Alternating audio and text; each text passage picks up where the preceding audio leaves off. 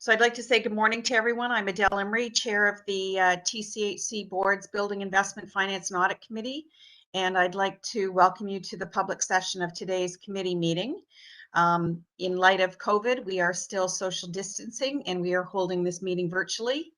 I'd like to begin with an acknowledgement that the land each of us is on as we hold this virtual meeting is the traditional territory of many nations, including the Mississaugas of the Credit, the Anishinaabe, the Chippewa, the Haudenosaunee, and the Wendat peoples, and is now home to many diverse First Nations, Inuit, and Métis peoples. We also acknowledge that Toronto is covered by Treaty 13 with the Mississaugas of the Credit. In this public session, we are going to receive a number of reports. I'm not going to summarize them, just respecting the time. We have the agenda in front of us. As far as deputations, we continue to follow the process that we've previously established. Deputations from members of the public can be made in writing, or they can attend the meeting. As far as the meeting, we have not received any requests to depute. I am going to move to the agenda. And could I ask if there are any additions or deletions to today's public agenda? Okay, hearing none, can I ask if there are any items that any members would like to pull for further discussion? I would actually like to pull 2F.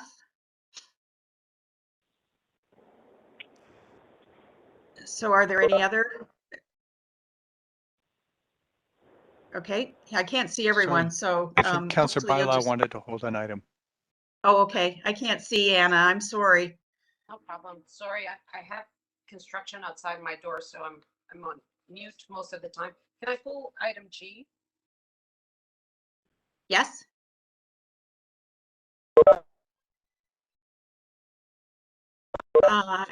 Are there any other items? Okay, could I ask if there are any conflicts of interest that any members of the committee have with any items that are on the agenda for today?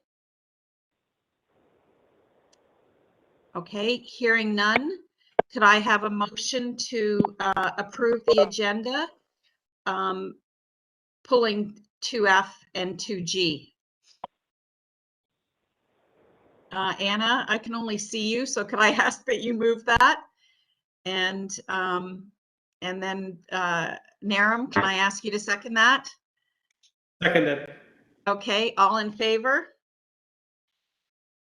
Thank you.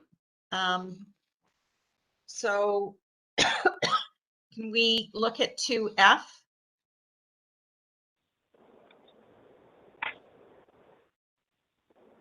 Is Prim is with us. okay. Yes, hi. Hi. So my concern is the delay of the budgetary process, your review of the budgetary process. And I think we've discussed this also in the confidential meeting. I do not think that this is just a technology issue. And I am concerned about the processes and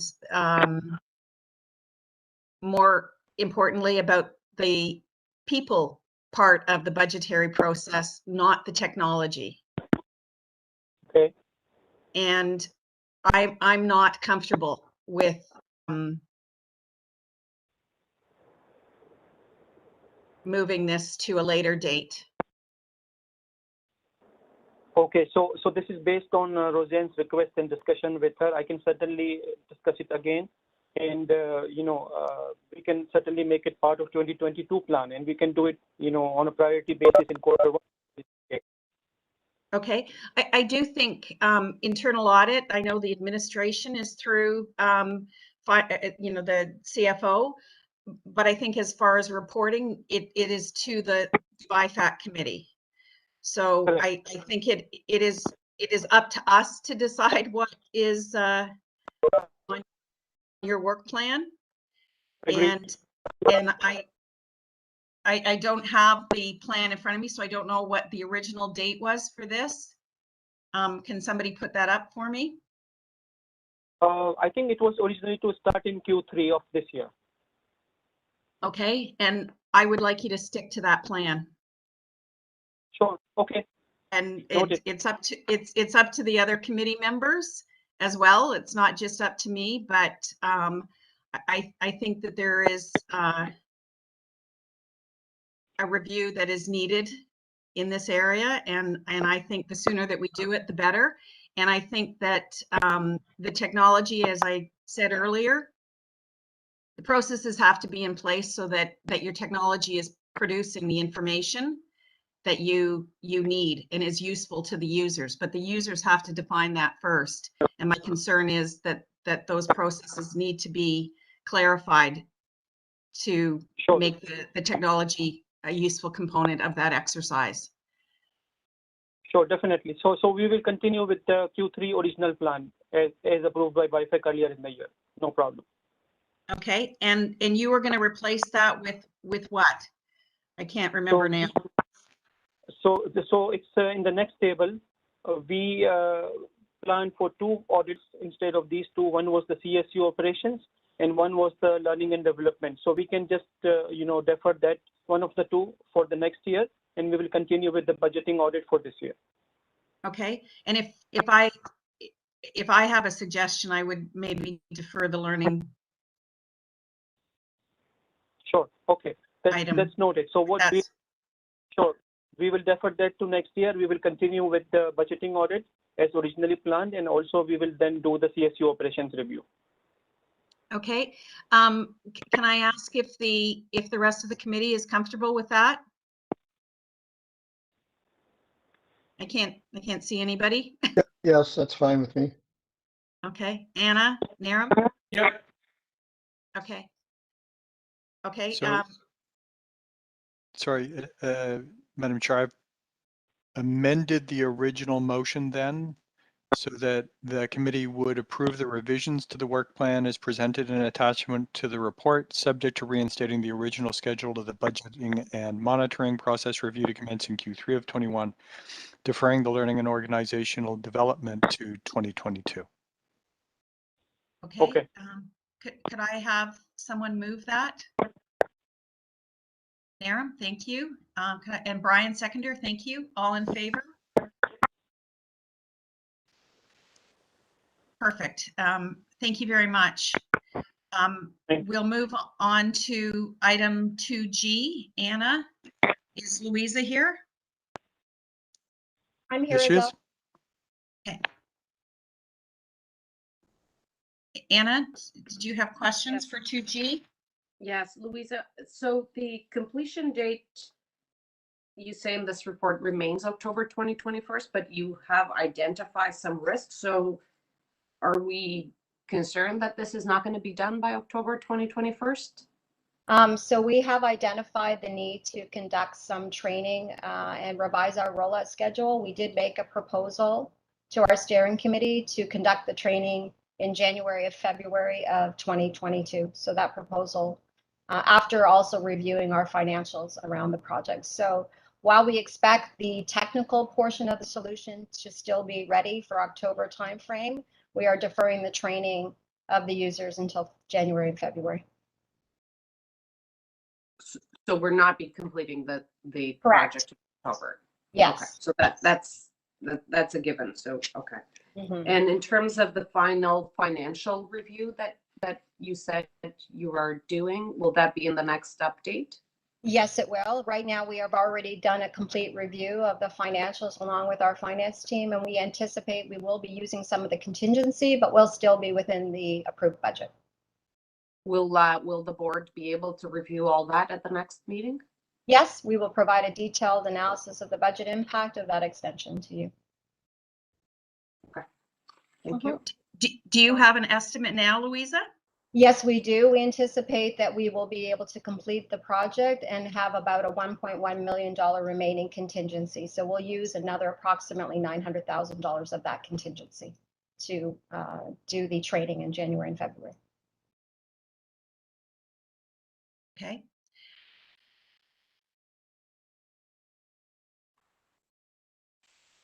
Anna, do you have any other? Nope, looking forward to just going over the details at the next meeting.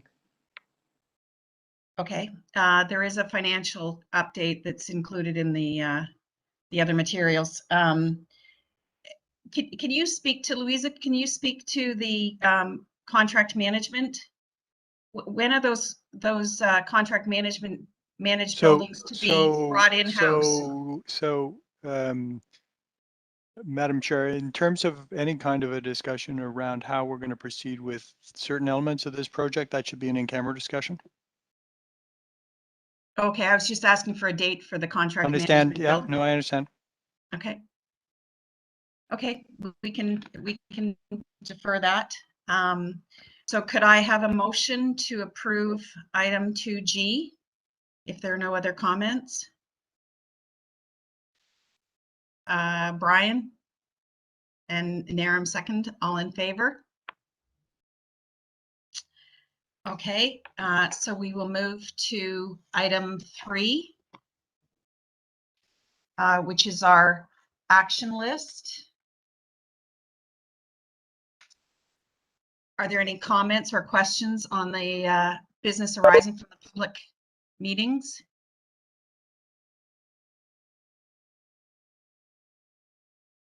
Okay, hearing none, could I have a motion to approve the action list?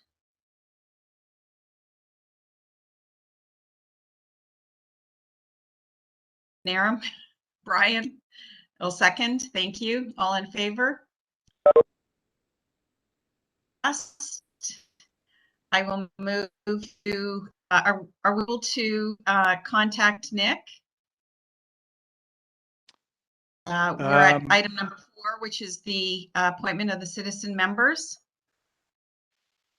Let me see if I can reach out to him and ask if he can join the meeting.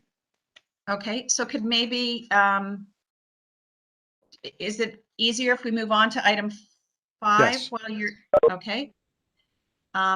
So could I move to the development reports? And Kelly,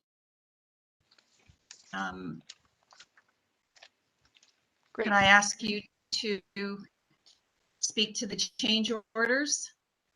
Item 5A, B, and C. Thank you, Madam Chair.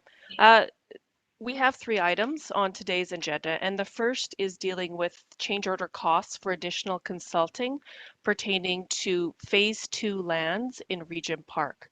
So this report covers additional engineering fees for our project engineer, Dillon Consulting, to ensure that all of the road work that was prepared on the Phase 2 lands, and there are 6 roadways involved in this phase, are ready for the 2-step process of turning them over to the city. We have in front of you a change order which went to PAC of $124,276 to Dillon. And the reasons for this particular change order are really threefold. The first is that Dillon had to assess and quantify the repairs required for our contractor to repair the road. They then performed their administration and site observation duties on the repair work for a total of 41 days over the course of this past year. There was a delay in some of the work, and then the third factor to consider was a change order for an 11-day delay. This was presented to the PAC committee, and after the PAC committee approved and recommended to come to BIFAC, we've made a decision to add on a contingency for these Dillon fees to ensure that we are covered over the next year, to ensure that there are fees set aside should we require Dillon to conduct additional inspections, certifications of any future repair work. I wanted to bring to the board's attention the total value of change orders is significant for Dillon. It is at $984,000, and the current contract value, once the current change order is approved, will increase their contract to $1.38 million. The reason for this significant increase in contract value, there are several reasons. The first, this contract is connected to a request for proposal that was let out in 2008. Dillon was retained in 2009.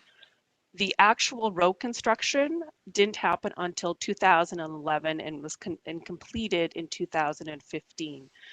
So I wanted to walk you through the main reasons for the order of magnitude change. After TCHC retained Dillon back in 2009, there was a decision by TCHC to take a closer look at block layout and road layout and proceed to a rezoning in 2009. And this added additional significant scope of work because the original RFP did not contemplate a rezoning. The second is there's been a significant delay in the turnover of these roads. The roads were finished in 2015, but only now we are pushing to get them conveyed to the city.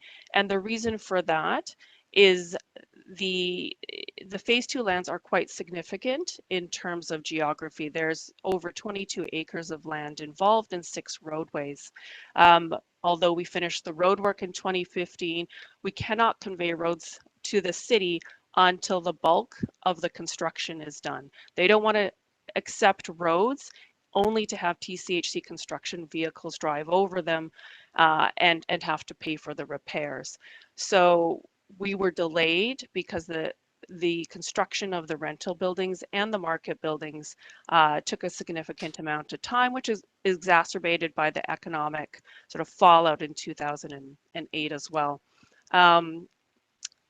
The third component is that there were environmental factors and environmental reporting that took a greater length of time. And it is required under our contract with the city to complete environmental reporting. This took longer than anticipated, and it couldn't all be completed until after the rental buildings were done. I wanted to point out one other important factor. Although we may, look at vendor performance here, TCHC is obligated to stick with Dillon as our consultant because they are our consulting engineer on the project. And per our contract with the city, the subdivision agreement that TCHC signed, we are obligated to retain them until the roads are assumed. I wanted to point out one final thing. There are a number of change orders associated with the original contract. I can tell you that the process that the team undertakes when they review and scrutinize these change orders is comprehensive. They request a detailed breakdown of work proposed by the consultant along with time estimates. They double check that the proposed work is not already part of the scope. They do verify when appropriate with our construction manager Daniels in phase 2 that the described scope is actually reasonable. And we compare the amount of time that they propose to ensure that these the time amounts are keeping with a reasonable approach, as well as the hourly rates. And staff will negotiate on points where there is divergence on any of these factors. We do have funding in place for phase 2 site servicing, and this change order is in keeping with the approved funding for the project. So Are there any I'm happy to Oh, take I'm questions. sorry, Kelly. I thought you were finished. Are there any questions for Kelly as it relates to item 5A?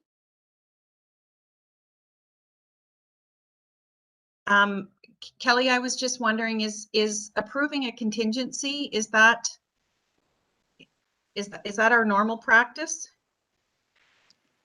It is preferred for us to get, when the scope of work is known, we prefer to ask for a scope and fees for our consultant in order to add that in to a change order. But what we've come to see is that it's difficult to understand the quantum of repair work that's going to be required over the course of the year.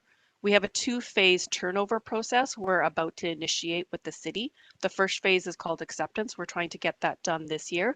We then have to wait an entire year before they can fully get assumed. And over the course of that year, there will be wear and tear on the streets, and there could be unanticipated repairs that we can't think of now. So while we prefer to get a scope and fees amount, right now it seems a bit too premature to do that. So we're asking for the contingency, which we think is more than sufficient to cover any future anticipated work, given that we're only 1 year away from assumption. Okay, so if we approve the $50,000 contingency, then it's just PAC that, as long as it's within that, they will approve the change order as it relates to this additional work. If there is another change order, it would need to go through PAC. Yes. Okay. Are there any other questions for Kelly? And the amount's small. It's not my preference that we approve change orders and then there's a contingency that's approved that goes along with it. But I understand the issues with the roadways and the time that's required. Could I have a motion to approve this change order? Brian, thank you. Naram, all in favor? Thank you. Kelly, can you take us through item 5B? Sure.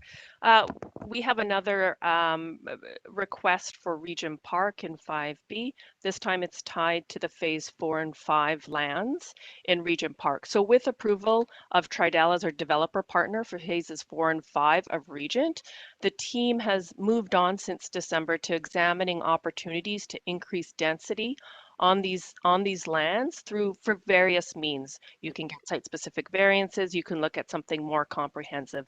The team's concluded that it is more prudent to undertake a comprehensive approach to contemplate some of the new priorities that weren't originally considered back in 2013 and 14 when the lands were previously zoned, because the phase 4 and 5 lands are zoned, and that's what the RFP was based on. So to this end, a decision was made to explore the potential for rezoning, and staff proceeded to release a request for proposal for a consultant team to conduct this work. And as a result of the RFP, we are seeking to increase the pre-development spending authority, which currently sits at $1 million, by an additional $2.6 million to cover the master planning work, the rezoning work involved at looking at these new priorities. There is another contributor to the increased cost, and we have transitional costs in phases 4 and 5. If we're going to go through a rezoning, that will delay the start of construction. We have costs associated with security in our buildings that also will increase our pre-development fund that wasn't previously contemplated when we came to you in December. So those are the two main contributors for the increase in authority to spend on pre-development work in phases 4 and 5. Are there any questions for Kelly as it relates to item 5B?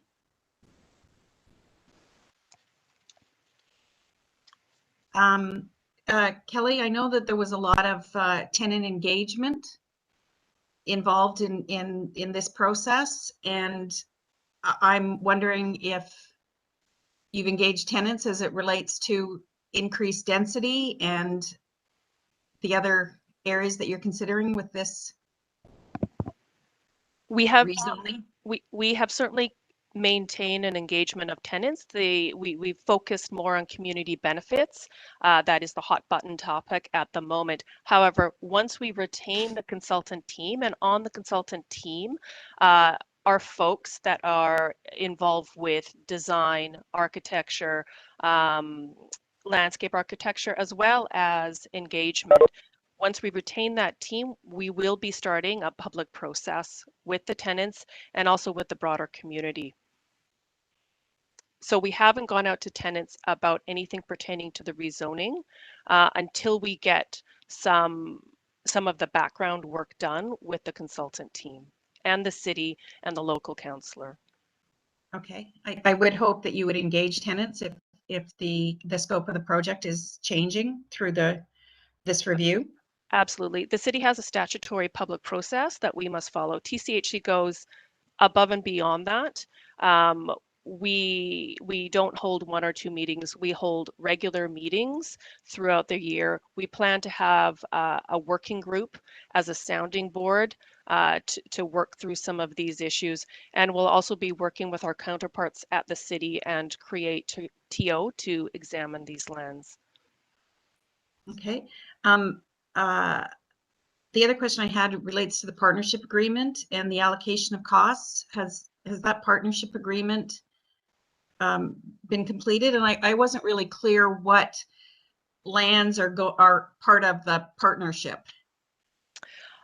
There are 4 blocks under the partnership in phases 4 and 5. Those agreements are underway. As you know, the MOU was signed, so we've been working on finalizing those agreements. We hope to have them done by, I believe, Peter Zimmerman, who's the Senior Director at Regent Park. I believe we're aiming to have those agreements completed by the end of the year, Peter? That's correct, Kelly. And in those agreements, there is a cost sharing consideration to the work in front of you today. So this pre-development work is not being paid entirely by TCHC. There is a cost sharing that's outlined in Table 1. TCHC as an entity will be paying 50% of these costs. Our joint venture partnership will also be sharing in the 50% of the costs. Because TCHC is half of that JV, we'll be paying 75% of the cost, which is represented in the $2.6 million request today. Okay, and those 4 blocks that are included in the partnership, that represents what percentage of the phase 4 and 5 lands? In 4 and 5, I believe the total acreage, Peter, is about, is it 16 acres? It's 16 acres, and if I understood the question correctly, it involves all of those lands, all of the phase 4 and 5 lands. I think Adele was asking about just the 4 joint venture blocks. That's correct. Yeah, so it involves all of those blocks. No, I was wondering what percentage that represents of the total. There's 4 and 5. About 50 to 60% of the land. Okay. Okay, and I'm presuming that this rezoning wasn't anticipated when we went out to tender for Tridel. No, we tendered the work based on the zoning that was already in place in 2013 and 2014. We knew there were other priorities that the community wanted us to look at, that the city wanted us to look at. And there are different ways you can go about increasing density in order to satisfy new priorities. But because there are so many community-focused priorities, we think it is a more prudent approach to take a comprehensive look and involve our city counterparts and Create Toronto to make sure that we are effectively using the public asset, to make sure all of the priorities are appropriately assessed. Okay, thank you. Are there any other questions for Kelly? Could I have a motion to approve item 5B, the development spending for Regent Park 4 and 5? Naram, I'm going to ask you. I can't see. Thank you. And Brian, seconder. All in favor? Thank you, Kelly. And could I ask you to speak to Alexandra Park? Yes. 5C? Yes.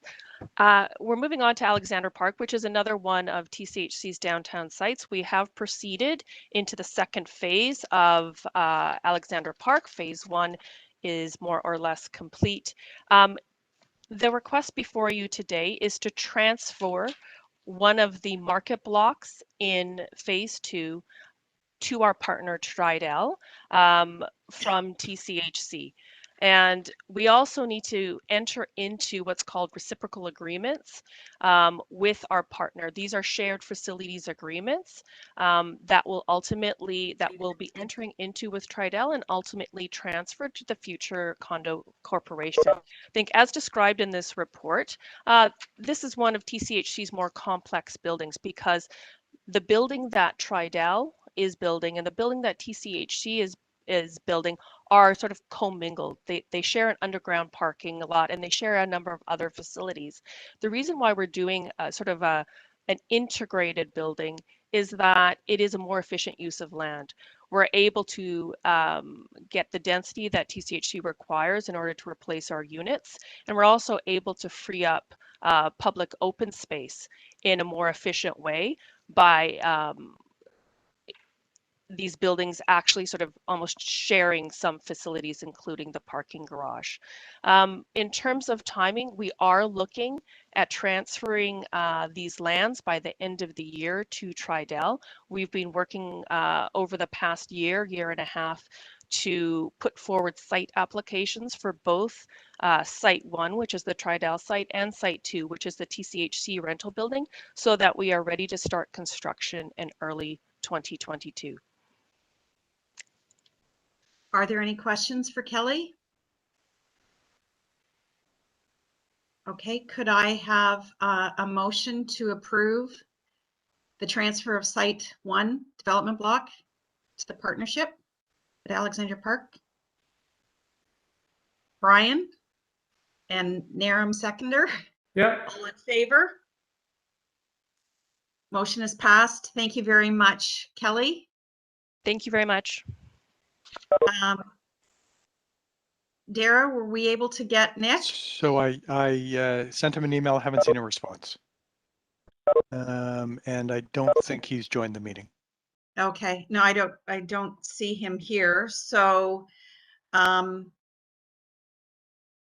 we just go back to item 4 and Sure. So at the do you want me to present, or Dara, do you want to go through the process that I can discuss kick the off. process? So Okay. we previously reported to BIFAC about the need to initiate a recruitment process for our investment advisory committee. It's a subcommittee of the Building Investment Finance and Audit Committee that provides direction pursuant to its charter to TCHC management in relation to certain investments that we retain as an organization to fund our operations. We undertook a recruitment process that used notices on our website as well. The chair of the committee, Mr. McRae, posted the need for, or the invitation for individuals in the community to consider the role through his LinkedIn page. We had a number of applicants apply for the role. What we did in terms of identifying the requirements for individuals seeking a role on the committee was to identify qualifications that included a high level of business and financial acumen, investment experience, preferably with Canadian and global markets, an understanding of various investment classes, money market, fixed income equities, etc., knowledge of fiduciary responsibilities of managing trusts, which we indicated would be a preferred qualification, and experience in pension funds. We had 8 applicants for the role. Upon reviewing of the resumes of the applicants, 2 of the applicants were selected for an interview. We struck an interview panel that was comprised of the subcommittee chair, Mr. McRae, board BIFAC chair, Ms. Imrie, and our CFO.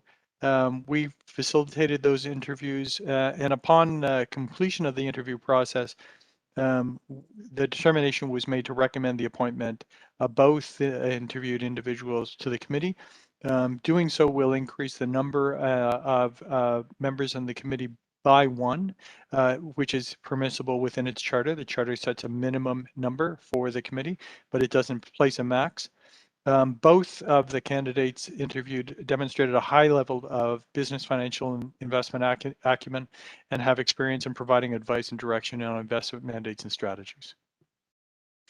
We provided the names of the applicants that are being recommended to the role in confidential attachments. If the committee is inclined to move forward with these appointments, the motion that we present to the committee will reflect the names publicly so that it's a public decision of the committee that these individuals are being appointed to the committee. This is a decision that the committee BIFAC makes because IAC is a subcommittee of BIFAC. This is not a decision that will require the board's approval.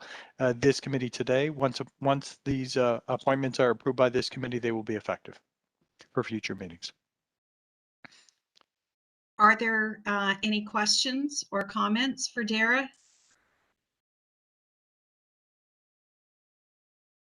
Okay, hearing none, could I have a motion to approve? So I'm going to show the motion on the screen just so that we're public Okay, about the thank you. individuals. So the motion recommends that the Building Investment Finance and Audit Committee approve the appointment of the following individuals to serve on the Investment Advisory Committee for a term of 2 years, renewable for an additional 2 years, and the individuals are Jing Liu and Martha Tredget.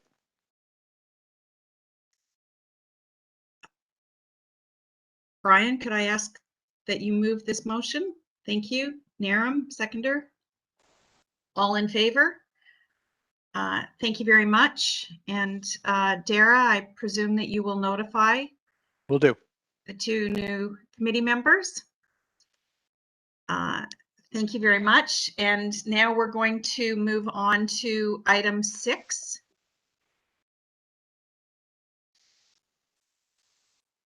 And is Alan? I am. Morning, You everyone. are here? Oh, okay. Yeah. Thank you. Can you hear me? Yes, we can. Thank you. Okay. Thank you. Thank you, Madam Chair and BIFAC members. For the first item today, we have for your consideration is an award for an in-suite ventilation upgrades, including replacement of original PTAC units, which are units like what you would see in a hotel with efficient modern heat pump units that will reduce energy usage and greatly improve the tenant comfort at 145 Mutual Street. I can speak firsthand for the need for this work based on several tenant meetings that I have attended at this building, and the units are absolutely a source of negative tenant impact. So replacing them will absolutely improve the tenant comfort as well as improve the building efficiency in the building itself. The tenants also pay their own electricity bills at this building, so the new units will be welcome from that perspective. The work has been procured through a competitive procurement process. We recognize that the work will be disruptive for our tenants while the project is underway, so we will be enlisting the services of our capital engagement team, who will work with the site staff to ensure that we provide the supports that are needed by our tenants, as the project unfolds. So that tenants are aware of what's happening. They can absolutely get support if they need assistance with moving furniture or anything like that. We will provide all of those supports to ensure that the project runs as smoothly as possible. Your approval is requested. Are there any questions for Alan? Okay, hearing none, could I have a motion to approve the contract award? Naram, thank you. Brian, thank you. All in favor? Thank you very much. Alan, could I ask that you move on to item 6B?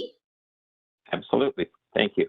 The second item today we have is also procured through a competitive procurement process, and it's for the decommissioning and demolition of the low-rise buildings at our Fir Grove site.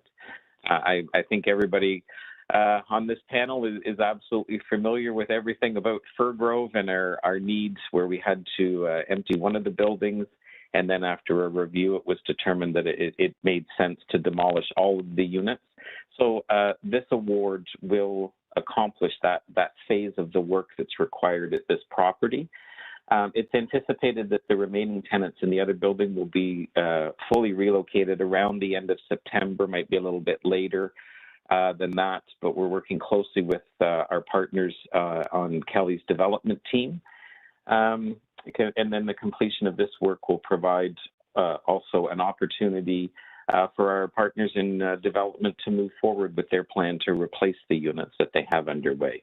I'm also pleased to advise that included in the RFP is a requirement that 1.5% of the total bid be used to implement a community economic development plan, which will look at things such as, having apprenticeship, for example, or employing our tenants.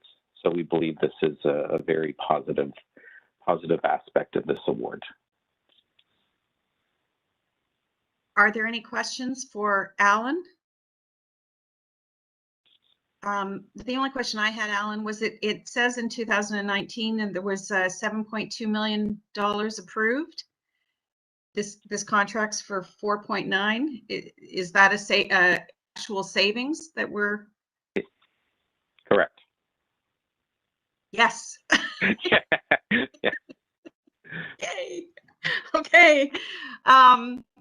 Could I have a motion to approve this contract award? Thank you, Brian. Thank you. All in favor? And congrats on the savings. Yeah, thank you. We're excited to see this move forward. I just wanted to confirm it. Yeah. Could I ask you to move on to item C, the change order for Shooter Street, Moss Park? Absolutely. Thank you. Item C that you have before you for approval is a change order for work at our Moss Park site. I just wanted to review that while the change order may seem high, I'm pleased to be able to provide some more context for your consideration. At this site, there's been a $4 million project that was approved for replacement of sanitary drainage and other plumbing repairs, which included some interior work to reinstate finishes, obviously, that we would be disturbing by doing the plumbing work. The original intent was to have the tenants temporarily vacate their units on a one-by-one basis while the work was occurring. After further discussion with site staff and taking into account the disruptive nature of this work, it was recommended that the tenants be completely relocated, meaning that we would now have a unique opportunity of doing the work in completely vacant units. Having that opportunity of a completely vacant unit afforded us the opportunity to do more work in the units. And that's what this change order is for. So it's for additional scope of work that we're going to be completing in the 41 units. These are townhouse-like units, so it's not, a bachelor unit or something like that. So it does equate to approximately $25,000 worth of work per addition for each unit. The tenants that have been relocated will, of course, be given the first right to return to these units. And should they choose the right to return to this unit, they're going to come back to a completely refurbished unit. So we think that's a real benefit for our tenants. We've reviewed the pricing with our consultants. We've determined that it's acceptable for the scope of work. And of course, there are some economies by having the additional work being completed by the contractor that's already on site and also completing the work in unoccupied units, which is not something we often have the ability to do. So your approval is requested for this change order. Could I ask if Brian? I think you're on mute, Brian. I was just moving it. Oh, sorry. Could I just ask if there are any questions for Alan? I did have a question. You say that it's covered by the 2021 budget, but you also say it wasn't anticipated. So I'm just, are you taking this out of a contingency in the budget? Yes. How does the budgetary process work? Yes, correct. For any part that would be completed in 2021, it would be taken from the contingency that we have. So we have, moving pieces all the time within the budget where we get projects that come in under budget. So therefore, we may have allotted a certain amount, and then that would go back to contingency, any extra that we have. So we do keep track of it. Absolutely, and this will be funded from contingency.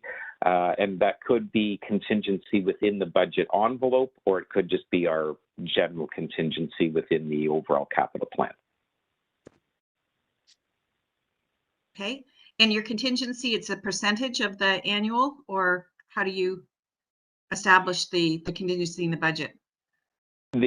Our capital planning team at the beginning of the year, when they put the budget together, we take a look at what projects we have, and then we allocate money based on the budget envelope. And then we do take a look. We do try to keep a healthy contingency because we know that there are moving pieces. I don't want to say that it's necessarily a set percentage because it can depend on how many planned projects we have during the year.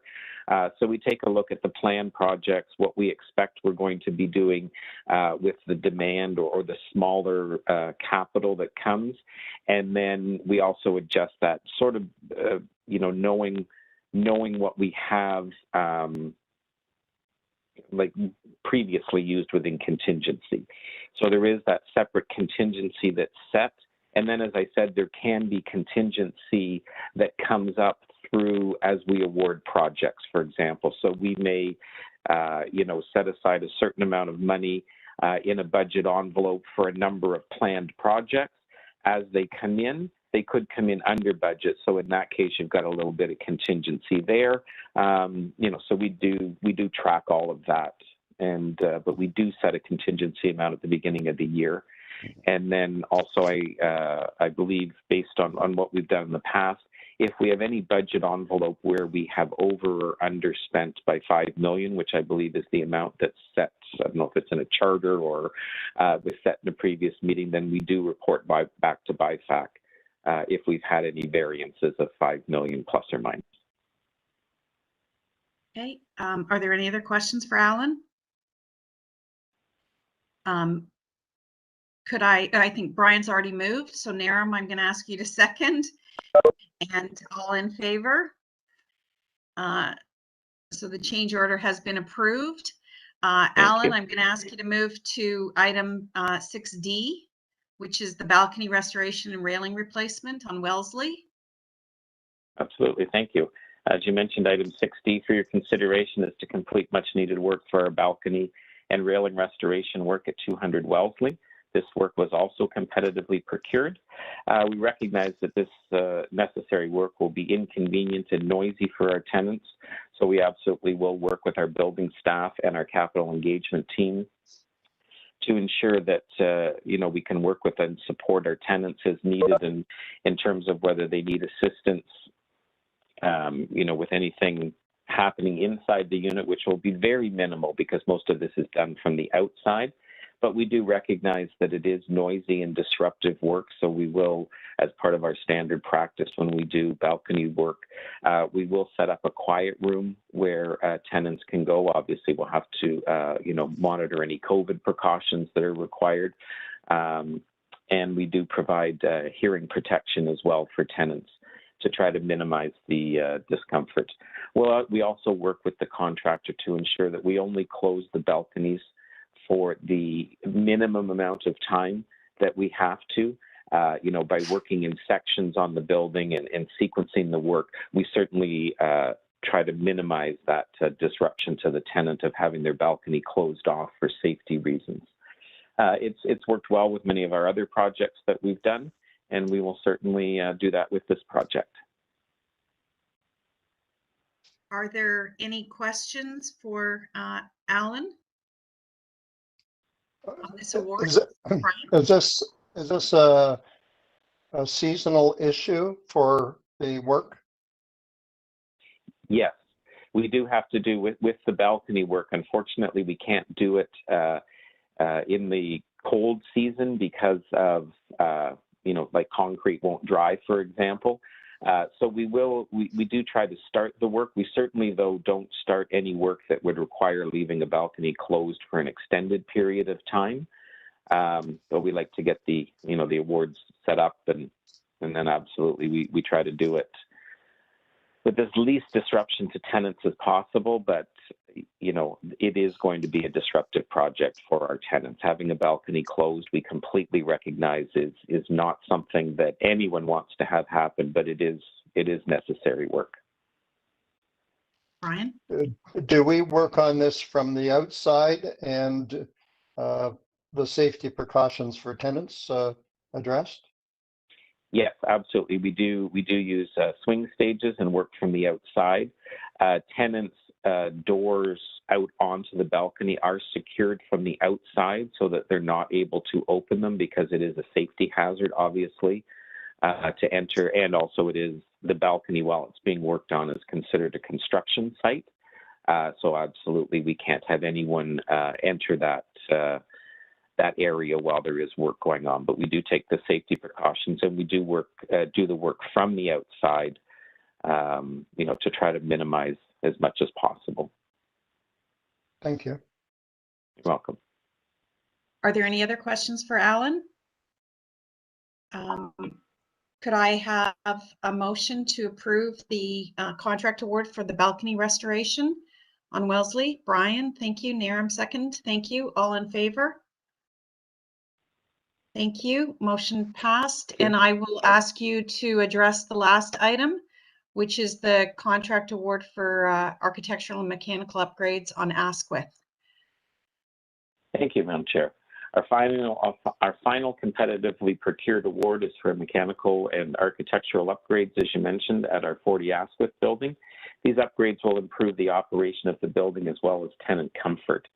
The scope of work covers replacements of PTAC units, similar to what we're replacing at 145 Mutual Street, which we talked about earlier. We've got lighting upgrades, boiler replacement, new doors and windows, and repairs to the exterior as required. So it is a complete retrofit of the building. Again, this work will absolutely be welcomed by the tenants and the building staff. Recently, I had the opportunity to attend the Central Regional Review. JAG was there as well, and it was, I can definitely tell you that in their review, one of the projects that they ranked as the most important that needed to be done in their region was this work. So it's absolutely great that we're all aligned and that we've got this award coming forward for your review, because it absolutely speaks to the need to get this work completed. As with the other projects, we'll absolutely work with our site staff and our capital engagement team to ensure that tenants are supported while we're doing the work. In this building, like 145 Mutual, the tenants also pay their own electricity in this building. So having the replacement of the PTACs will absolutely be welcome, not only from a comfort perspective, but also from a financial perspective. It'll be positive news that we're replacing these units as part of the project. We ask for your approval on this. Are there any questions for Alan on this contract award? Alan, it seems like extensive work. We don't have to relocate the tenants. No. Yeah, we can do it. We've done it before, okay. And we'll do it again. And that's partly why we work very closely with the building staff. If there are any very vulnerable tenants that the site staff do feel need to be relocated, we absolutely do this on any project. That's where the site staff are very valuable, because they have a real insight into the tenants that are living in the building. We also do provide supports to the tenants. So we have our capital engagement team that will work on projects such as this. So they make sure that, we have meetings with the tenants. We let tenants know what's coming, why we're doing it, what we're doing, what to expect. We prepare frequently asked questions that are available for the super that has them, so they can be handed out if tenants come down with questions.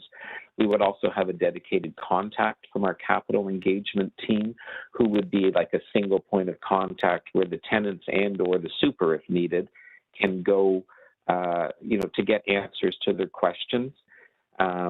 We also provide support to our tenants if they need help with moving anything.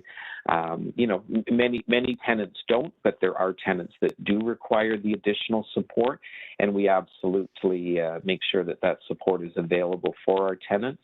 And as I say, that's where we work closely with our building staff and they are included in all of the site meetings and things that we have to make sure that everyone, as a team, knows what's going on with the project and is there to help support our tenants and get them through with this type of work, which it is disruptive, you're right, but we have done it many times before successfully, and I believe we have a lot of good support in place to assist our tenants. Great. If there are no other questions for Alan, could I have a motion to approve the contract award for Forty Asquith? Brian? Okay. Thank you. Thought I was Naran's turn. Okay. All in favor? Thank you. So I think that's the final item on our agenda. Can I ask if there's any other business for the public session of BIFAC? Okay, hearing none. Could I have a motion to terminate this meeting? So the motion actually at this stage should be a motion to conclude the public meeting and return to the closed session. Close. Okay. Just to be clear. Okay. Yes. So we did conclude all the items on the confidential. So I've actually prepared a motion that addresses the matters that will be discussed in closed session. If we can have a mover and a seconder for that. Okay.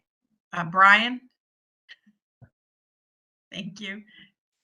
Miriam, thank you. All in favor? Thank you.